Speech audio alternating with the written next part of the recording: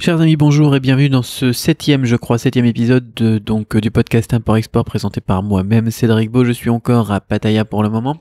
Et aujourd'hui, je voulais faire la suite un petit peu du podcast d'hier, dans lequel hier on parlait de WordPress contre Shopify, enfin de WordPress et tous les autres CMS en PHP que l'on héberge soi-même, et Shopify qui est une version en ligne, clé en main, j'ai envie de dire, et sécurisée. Donc là, voilà, il n'y avait pas photo, c'était Shopify qui l'emportait haut la main. Maintenant, une autre question que je reçois de plus en plus souvent, c'est Shopify contre ClickFunnels. Est-ce que je dois utiliser ClickFunnels ou est-ce que je dois utiliser Shopipi? Là, Shopipi, c'est mon ami, là, j'aime bien l'appeler Shopi. Est-ce que je dois utiliser Shopi? Eh bien, ça, c'est une excellente question. Et là, j'ai pas envie d'être aussi direct qu'hier et de vous dire il faut utiliser Shopify parce que même moi, j'utilise les deux. J'utilise Shopify, j'ai plusieurs boutiques Shopify et j'ai aussi plusieurs funnels, ClickFunnels sur un seul compte ClickFunnels. Donc, on parlera du prix à la fin. Au final, je paye moins cher en frais donc sur ClickFunnels que sur Shopify. Mais on s'y retrouve, vous allez voir pourquoi. Quoi qu'il en soit, avant d'attaquer un petit peu le sujet du prix notamment, on va parler du concept de base. Qu'est-ce que c'est ClickFunnels? Qu'est-ce que c'est Shopify? Ça, c'est très intéressant. ClickFunnels, c'est pour faire des funnels, c'est pour faire des canaux de vente, des entonnoirs, voir un petit peu, à partir d'une porte d'entrée sur laquelle on va rapporter du trafic, combien de personnes sont transformées en leads, on récupère leurs emails, et à partir de là, combien de personnes sont transformées en clients. Et à partir de là, combien de personnes ont pris un upsell, un bump ou un downsell, etc. Je vais vous expliquer tout ça en détail juste après aussi, parce que moi je fais ça aussi, donc je vais vous expliquer un petit peu après. Quoi qu'il en soit, voilà, on a un chemin qui est parcouru par le visiteur et que l'on va pouvoir optimiser aussi facilement avec des split tests à chaque étape, en sachant que si on augmente un petit peu le pourcentage de transformation à chaque étape, on augmente grandement le résultat final. Donc c'est très très très intéressant. Par contre, on retient l'idée qu'on n'a qu'une seule porte d'entrée. On a une page qui en amène sur une autre avec des conditions. Si la personne dit oui, on l'emmène là. Si la personne dit non, on l'emmène là. Mais on a un chemin à chaque fois. Le visiteur, il n'a pas vraiment de choix. Donc, il peut choisir effectivement ce qu'il a envie de faire, mais dans des choix très limités. Et après, c'est tout, quoi. C'est tout. Il peut pas se balader dans la boutique, etc. Donc, c'est pas une boutique, tout simplement. C'est une porte d'entrée, c'est une page qui va amener sur une autre en fonction de l'action, du visiteur. Tandis que Shopify, là, c'est autre chose, complètement autre chose. On a une boutique, c'est vraiment une boutique en ligne, comme, je sais pas, moi, j'ai pas envie de donner des noms de marques maintenant, mais comme par exemple La Redoute ou Amazon ou je sais pas quoi. D'accord, vous avez une boutique, c'est nul La Redoute. Je pense trop à la VPC, moi. Mais vous avez ces discounts, vous avez... je sais pas qu'est-ce qu'on a comme boutique en ligne, moi. Vous utilisez, je sais pas ce que vous aimez, sur quelle boutique en ligne vous aimez surfer, mais quoi qu'il en soit, c'est une boutique en ligne, quoi. Dans laquelle on a un panier d'achat, on a plusieurs portes d'entrée possibles, ça c'est une grosse différence, c'est-à-dire qu'on va pouvoir faire plusieurs publicités vers des segments de population différents et les emmener sur plusieurs catégories différentes du site. Et à partir de là, voilà, ils peuvent aller fouiller un petit peu sur le site, ils peuvent aller regarder la page, apprendre à vous connaître, c'est beaucoup plus sympa pour développer une marque aussi, voir un petit peu qui vous êtes, ce que vous faites, où vous êtes, comment vous contactez, comment vous en êtes arrivé là, voir la fac, voir la FAQ, la foire aux questions, voir un petit peu les autres catégories de choses que vous proposez, voir un petit peu l'histoire de votre marque. Enfin bon, on est sur une boutique avec tous ses produits solutions et avec son histoire, avec son ambiance, etc. ClickFunnels, vous avez une page, c'est vraiment vous prenez ou vous prenez pas, quoi. C'est oui ou c'est non, c'est pas du tout la même façon de parler. Je vous ferai une comparaison sympa aussi après. Donc ClickFunnels, ça va être bien pour quoi? ClickFunnels, ça va être bien pour tester un produit, par exemple. Si vous voulez tester une idée de produit sans avoir à perdre 1 heure ou 2 à monter une boutique Shopify, à faire une configuration, etc. On a quelque chose qu'on peut pas faire sur Shopify. Je leur ai demandé de développer la chose, d'ailleurs, ils m'ont dit qu'ils allaient y réfléchir, mais c'est cloner une boutique. On peut pas faire ça sur Shopify. Alors on a pas mal de choses qu'on peut cloner et qu'on peut dupliquer, et que j'utilise moi souvent à chaque fois que je crée une nouvelle boutique parce que j'ai la flemme à chaque fois de tout refaire de zéro, quoi. On peut cloner certains éléments, on peut cloner un thème, on peut cloner des traductions, on peut cloner, on peut avoir des process aussi pour copier les listes d'applications, etc. Mais on peut pas vraiment cloner simplement. Tandis que sur ClickFunnels, vous pouvez prendre un template, j'ai envie de dire un funnel basique que vous avez déjà créé, et vous pouvez en un clic tout simplement le dupliquer dupliquer. Et là, vous pouvez tester un nouveau produit, vous pouvez tester une nouvelle formulation, vous pouvez tester une nouvelle niche, vous pouvez tester autre chose. Et ça, c'est génial. On peut cloner, on peut tester facilement des produits. Et puis, ne serait-ce que le fait de cloner, le fait de créer un funnel, c'est aussi très simple. Une page unique, une page de vente unique, si vous y connaissez un petit peu en copywriting, eh bien, vous pouvez tout simplement, faire une page de vente ou une page de pré-vente, commencer à récolter des leads ou faire des ventes directement, et puis c'est parti, quoi. Alors, ça va être plus intéressant d'ailleurs de collecter des leads que de faire des ventes directement avec ClickFunnels, sauf si vous êtes sur des produits pas chers ou sur des offres gratuites. Par exemple, quand moi je propose d'acheter des livres dans plusieurs thématiques, j'ai rédigé des livres que je propose gratuitement en échange des frais de port. Je les vends à prix coûtant en fait.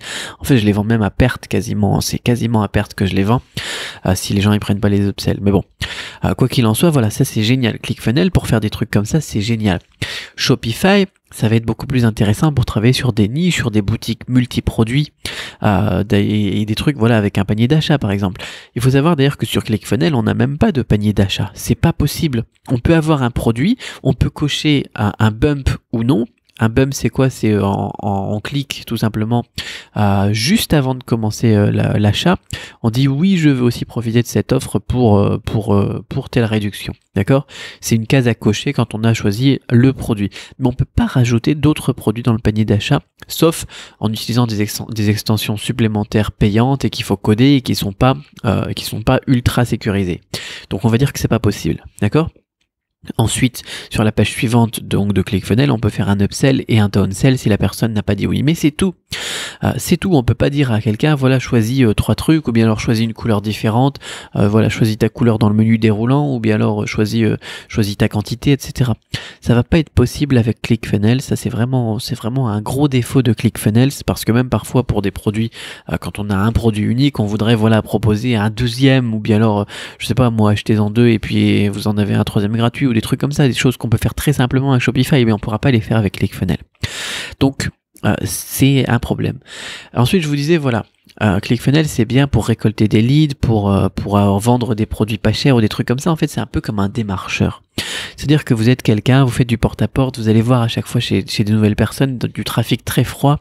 Vous allez leur dire voilà j'ai une super offre, c'est pas cher, tu peux prendre mon offre, est-ce que t'en veux, est-ce que t'en veux pas, comme des démarcheurs, des gens qui sonnent à votre porte ou qui vous téléphonent. Et généralement dans la plupart des cas voilà vous leur dites non. Vous leur dites oui quand ils veulent vos coordonnées, quand c'est une association qui vous dit est-ce que vous pouvez répondre à un sondage pour les enfants qui sont en train de mourir dans je sais pas quel pays, etc. Généralement vous leur dites oui. Mais ensuite, ils essaient de vous convertir en client et là, c'est un petit peu plus difficile. C'est comme du démarchage, tout simplement. Donc, généralement, ClickFunnels, on va balancer du trafic froid dessus pour que les gens ils apprennent à vous connaître et puis essayer de tester un petit peu un produit, valider un produit.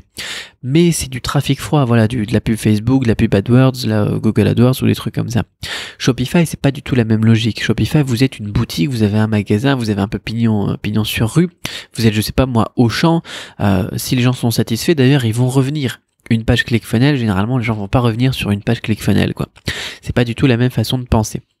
Donc ClickFunnels, ça va être sympa soit pour vendre des produits pas chers, soit pour capturer des adresses email. D'accord, je vous avais dit, voilà, on offre un livre avec les frais de port gratuits après coûtant, ça c'est très intéressant.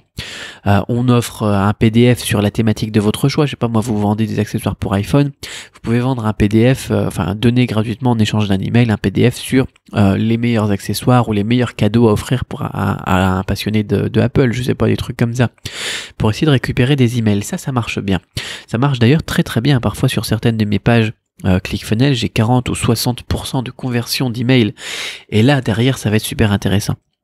Sur Shopify, on peut pas faire ça. Sur Shopify, si vous demandez aux gens de mettre leur adresse email dès qu'ils arrivent sur le site, ils vont se barrer tout simplement. Et c'est pas, voilà, on s'y attend pas tout simplement. On va pas dire voilà, allez voir ma page de mon bracelet ou bien alors de mon éventail chinois ou je sais pas quoi. Et là tout de suite on leur dit bah tiens donne-moi d'abord ton email. Ça va pas marcher. Ça va pas marcher. On va récupérer sur Shopify les emails des clients. C'est-à-dire 1 à 7% de conversion, c'est rien du tout par rapport aux 60% qu'on avait tout à l'heure. Après voilà, tout à l'heure c'était des leads et pas des clients, là c'est des emails de clients, donc les emails de clients ça peut valoir une fortune. On va essayer de les récupérer, l'email des prospects sur Shopify avec l'application Privy qui fait un pop-up lorsqu'on essaye de quitter le site. On va essayer de récupérer des emails avec des applications très intéressantes comme Willio aussi, la petite roue qui tourne et qui fait une espèce de jeu concours. Enfin, c'est très très intéressant. Ça, on en parle dans la formation. On n'en parle pas encore dans la formation. On va en parler dans la formation Quickstart très rapidement. Enfin, bon, peu importe. Voilà, ça va être pas la même logique pour récupérer les adresses email. Si vous voulez récupérer les adresses email pour balancer sur votre Shopify, c'est possible. C'est possible, mais dans ce cas-là, il faudra les récupérer à partir de ClickFunnels. Là, ça serait intéressant. Et c'est pour ça que moi, je fais travailler les deux aussi. J'ai certains de mes business qui sont tout Shopify, j'ai certains de mes business qui sont tout ClickFunnels, mais si j'ai des boutiques avec des produits qui sont relativement chers et que quand je balance du trafic froid dessus depuis Facebook ou Google AdWords ou le Google Shopping ou n'importe quoi, ça prend pas très bien, et bien dans ce cas-là, je vais faire d'abord une mailing list où je vais utiliser une communauté. J'ai fait ça par le passé. D'ailleurs, j'ai une nouvelle boutique aussi qui va être faite bientôt dans la thématique de la Chine et du chinois et qui est basée tout simplement sur ma mailing list. Ma mailing list, eh bien, je l'ai construite avec ClickFunnels. Là, c'est très intéressant de travailler comme ça. Si vous avez des produits entre 200 et 500 euros, ou bien des produits qui nécessitent un appel téléphonique entre 500 et 2000 euros, par exemple, ou des trucs comme ça, que vous revendez des produits vraiment très chers en dropshipping, ça peut être très intéressant d'avoir d'abord un funnel ClickFunnels dans lequel vous récupérez des mailings et ensuite des adresses email et vous apprenez aux clients, enfin aux prospects à vous connaître et vous faites connaissance, vous leur donnez des petits bonus gratuits, etc. Et ensuite vous les envoyez sur une offre sur votre boutique Shopify. Ça, c'est très pertinent, cette manière de travailler. Mais si vous êtes sur des produits pas très chers, ça va être pas très rentable de bosser comme ça. Donc voilà. En fait, c'est un mix des deux, j'ai envie de dire. Si vous avez un produit, tout simplement un seul produit avec un upsell, et que c'est un produit qui est pas très cher, vous pouvez balancer du trafic ClickFunnels dessus. D'accord? Vous pouvez baser votre business sur ClickFunnels. Si vous avez une boutique multi-produits avec des prix qui sont accessibles, on va dire entre 10 et 200 euros le produit, vous basez tout ça seulement sur une boutique Shopify. Si vous avez des produits qui sont plus chers, et d'ailleurs c'est ce que je vous recommanderais aussi plus tard, on en reparlera, de vendre des produits plus chers, c'est très intéressant, mais c'est tout un autre business aussi. Commencez par faire des trucs dans les 50-100 euros, c'est très intéressant déjà dans un premier temps. Quand vous voulez passer sur un truc plus cher, là il faut mettre en place des stratégies plus intéressantes et plus complexes aussi de capture d'email pour ensuite les balancer sur votre boutique Shopify. Et là, dans ce genre de situation, on va utiliser ClickFunnels et Shopify. Les deux. C'est pour ça que je vous disais que c'est plus subtil que le podcast d'hier parce que, les deux sont très intéressants. On va faire des choses totalement différentes avec l'un ou avec l'autre et en plus on peut associer les deux pour bosser de manière encore plus efficace et plus forte. Donc, voilà. Ensuite, dernière question, et c'est souvent la question par laquelle généralement les gens commencent, c'est le prix. Ils me disent oui, mais ClickFunnels c'est très cher, c'est 97 euros par mois. Alors moi j'utilise moi-même une version à 297 euros par mois. J'utilise d'ailleurs en complément de ça mon propre serveur email que j'ai configuré sur Mandrill, sur mes propres noms de domaine. Enfin bon, c'est très complexe. Le serveur email ça me coûte en plus. D'ailleurs je suis plus à 300, 400, 500 euros par mois, je sais pas, avec mes business ClickFunnels. Mais c'est pas grave, ça les vaut. Supposons que vous êtes un débutant et que vous faites entre 2000 et 5000, on va dire que vous faites 4000 euros par mois pour simplifier les calculs, d'accord? J'ai pas envie de me casser la tête avec des mathématiques, là il est 23h14. Donc supposons que vous faites sur votre boutique Shopify à peu près 4000 euros par mois. Vous allez devoir payer votre abonnement Shopify à 29 par mois, je suppose, si vous êtes débutant, plus une commission de 2% sur vos ventes. Donc 4000 euros ça fait 2%, ça fait 80 euros, donc on est à peu près à 109 euros par mois. D'accord? Et l'offre de base de ClickFunnels, c'est 97 euros par mois. Donc au final, ça se recoupe très vite et dès que vous dépassez d'ailleurs les 4000 euros par mois sur Shopify, vous allez être plus cher en plan plus commission que via ClickFunnels. Donc on s'y retrouve au final, moi je dépense énormément en frais Shopify, ça prend des commissions, etc. Ça les vaut parce qu'on a un truc sécurisé, on a un truc qui est solide, on a un truc qui est rentabilisé très très très fortement d'ailleurs, parce que Shopify c'est optimisé pour faire des ventes quoi. Mais au final ClickFunnels me revient moins cher par rapport au chiffre d'affaires que je fais. Tout simplement parce que c'est un prix fixe. Je paye 297 € par mois fixe, plus mes frais nom de domaine et serveur fixe. Alors bien évidemment après j'ai un truc qui est proportionnel au nombre d'emails que j'envoie sur mon serveur Mandrill, mais ça change pas énormément quoi. Je sais plus combien je fais de dizaines de milliers d'envois de mails par mois, mais ça me coûte à peu près 100 $ par mois quoi. Enfin voilà quoi. C'est à peu près fixe quoi par rapport à Shopify. Si vous faites plus de chiffres, vous allez avoir plus de commissions et vous allez payer plus cher. Donc au niveau du prix, j'ai envie de dire, c'est pas l'argument qui va être décisif lorsque vous devez faire votre choix. L'argument qui va être vraiment décisif quand vous devez faire votre choix, ça va être tout simplement qu'est-ce que vous voulez faire, qu'est-ce que vous voulez vendre, qui est votre audience, comment est-ce que vous voulez bosser, quelle est votre stratégie. C'est tout simplement un choix qui est purement stratégique. Si vous voulez faire une boutique, vous allez faire une boutique. Si vous voulez vendre un produit cher, là vous allez faire ClickFunnels plus boutique. Si vous voulez faire, de la capture d'email, une audience, vous voulez créer, avoir une base d'email. Une base d'email c'est très intéressant aussi pour avoir une sécurité pour l'avenir. Là on va être sur ClickFunnels. Donc faut voir tout simplement en fonction de ce que vous voulez faire. Et là j'ai envie de dire que pour clore ce podcast, que je vais pas vous inviter à choisir l'un ou l'autre. Commencez éventuellement sinon par Shopify, mais plus tard, si vous voulez bosser sur des produits qui sont plus chers notamment, travaillez avec ClickFunnels. Les deux ensemble. Voilà, commencez par Shopify et ensuite prenez les deux ensemble pour bosser sur des produits plus chers et augmenter les revenus. Disons que si vous êtes sur des produits pas très chers, j'ai envie de dire dans les 50 €, entre 30 et 150 € le produit, entre 30 et 100 € le produit, vous allez pouvoir arriver facilement à 5 000 €, 7 000 €, peut-être 10 000 € de chiffre d'affaires mensuel. Mais après, il faut passer à la vitesse supérieure et c'est difficile de passer à la vitesse supérieure si on vend pas des produits qui sont plus chers aussi.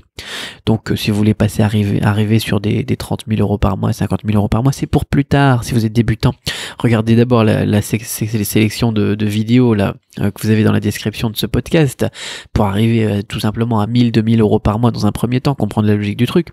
Mais si vous voulez aller plus tard sur des gros chiffres, faire des gros revenus, il faudra vendre des choses qui sont plus chères et arriver sur des techniques qui sont plus compliquées. D'ailleurs, dans la formation Shopify Quick Start, j'ai prévu plus tard d'ajouter un module spécifique sur les funnels. Je pense que je parlerai de ClickFunnels là-dedans pour expliquer la logique. Mais déjà, la logique de funnel, en fait, on la voit dans Shopify. Après, c'est pareil. Les taux de conversion, les taux de panier d'achat, le taux d'achat par rapport au taux de panier d'achat, etc. C'est des choses qu'on a déjà évoquées sur lesquelles il faut réfléchir aussi. La notion de funnel, c'est pas juste ClickFunnels. Il faut garder ça en tête. Mais l'outil ClickFunnels, vous en avez peut-être pas besoin dans un premier temps. Voilà. Je pense que ça peut vous éclairer. C'est un peu technique, j'espère que ça va aller. Quoi qu'il en soit, j'avais envie de faire ce podcast à la suite de celui d'hier et du coup vous en avez deux en 2 jours parce que c'est une question qui revient de plus en plus souvent. J'espère que ça vous a éclairé un petit peu. Dites-moi ça dans les commentaires et puis moi je vous dis à très vite pour un nouveau podcast. On se retrouve donc dans le prochain podcast ou dans la formation si vous êtes membre de la formation. Bye bye.